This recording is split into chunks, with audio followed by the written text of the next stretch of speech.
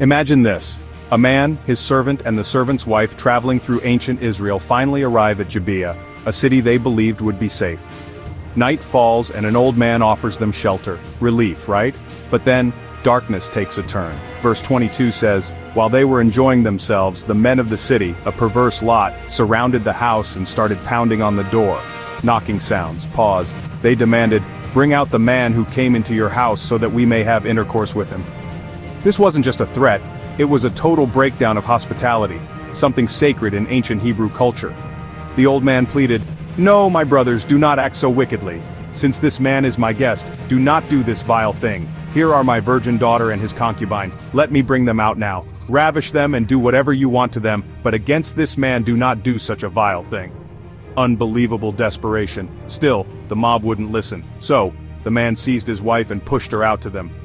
What happens next is horrifying. She was abused by the men all night. This story is not about consent, nor about homosexuality. It's about the absolute failure of a society to protect the vulnerable, and the extremes of inhospitality and violence.